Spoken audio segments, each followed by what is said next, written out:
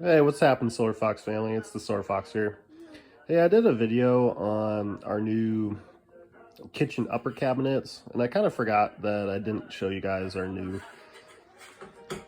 granite and bottom cabinet drawers. And we did all this ourselves, except for obviously you need to pay somebody to put the countertop in and to cut it and everything. But basically everything else we did ourselves.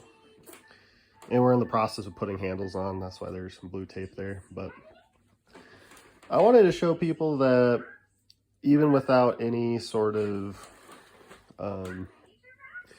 experience, I've never replaced bottom cabinets before, that it is possible. And sorry, the kid TV is a little loud, but otherwise you'd be hearing crying right now. So basically what we ended up doing was we extended this out. The original cabinet stopped here. We kept this cabinet in because there was electrical running on the side of the cabinets and we didn't really want to mess with it. We, over Christmas, eventually got rid of it. And so it would have been nice to get rid of it. Maybe we'll end up changing the outer face. But basically all you need to do is measure and see what, sorry. Are you allowed of yogurt? Basically all you need to do is measure and see what kind of cabinets will fit and how much space you want. And account for a dishwasher being there. And this was already here, so that was easy. And then we extended this out this far, and then we have a washer dryer with a little cubby hole to get back there. So we couldn't really add any more. And basically all you need to do is make it flush with shims on the bottom. And then this cabinet is going to tie into the dishwasher with these little side screws. I don't know if you can see it, but there's a screw there. And here's a cover for a screw, and it screws into the cabinet. So when you pull it like this, the dishwasher doesn't come sliding out to you. And it's a little bit messy, so I'm not trying to show you everything, but I would recommend a backsplash piece, especially on your faucet side.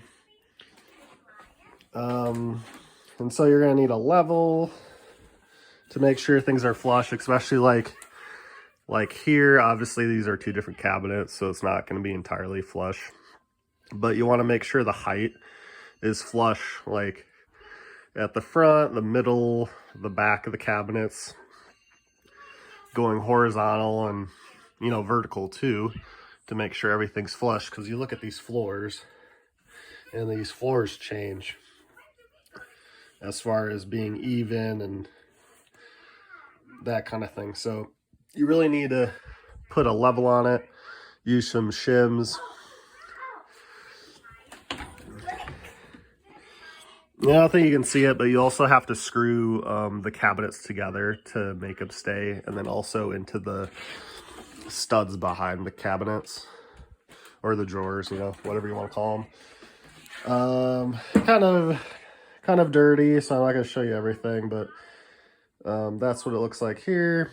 This was originally like a kitchen space that we just turned into kind of a galley kitchen, and it's a smaller house, so there's not a whole lot of space. But this pantry space is a lifesaver for sure, because this originally was just nothing. So really nice. I'm glad we did it. These are the pulls we're gonna put on the other cabinets on the bottom there, and I think also the top. Might as well show you in another video. But these are our new cabinets. Yeah, let's wash your hands. So my son's all done.